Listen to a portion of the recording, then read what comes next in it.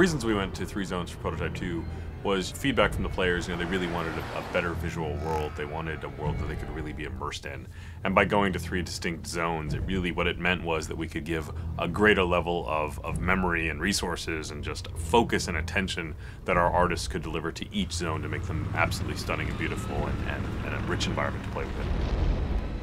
It's enabled us to provide the player with different challenges, different experiences, and give the players something unexpected whenever they progress forwards. We wanted to have 3 areas where we could have sort of a military zone, a pristine zone, and an infected zone, and have them stand on their own.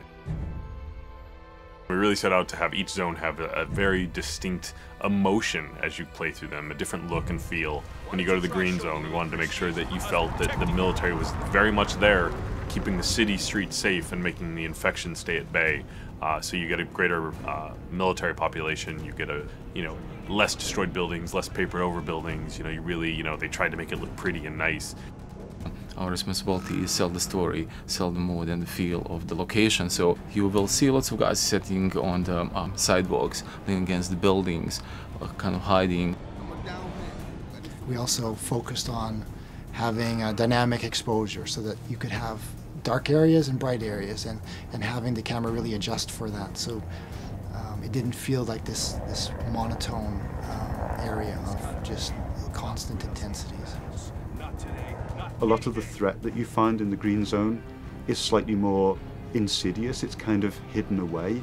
It's not as overt as in the yellow zone where there's military absolutely everywhere, but as you dig deeper into the green zone, you start to understand that it has its own set of secrets in there, which I'm not going to go into details in this particular conversation.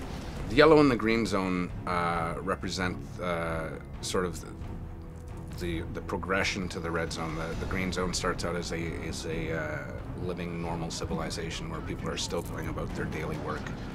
They're still doing their normal things.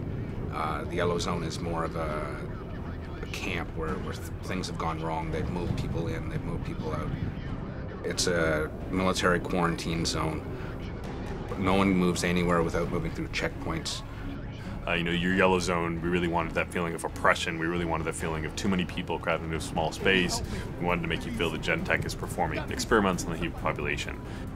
With the yellow zone having kind of expanded in such a way that the shanty towns are spilling out into the streets, what you tend to find at ground level at least, it's a much more enclosed gameplay space and a much more dense gameplay space, which means that if you get into a fight, it changes your tactical options. So it's just asking different things of the player and requiring them to approach situations in a different way.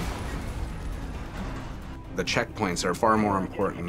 The places where the military lineup meets the protesters is a far more interesting space than just a space that's completely filled with military or a place that's completely filled with infected. So as you go through each zone, you really will feel, this is the heart of darkness. This is sort of the safe zone. This is kind of the, overcrowded, too many people. And even the people within that, the general population, you'll feel that what those people are feeling. When you get to the green zone, you've got people milling about much more naturally, and then when you get to the red zone, you're going to be hard-pressed to find just Joe civilian.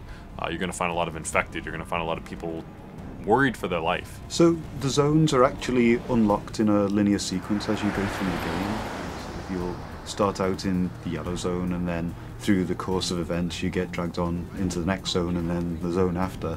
But once you've unlocked any given zone, you're free to travel between them at will to complete any of the side missions or other content that you may not have finished there, or things that you want to go back to try and to improve your performance at, etc. Prototype 2 is still very much a completely open world game where you have total flexibility to go wherever you want and do whatever you want whenever you want.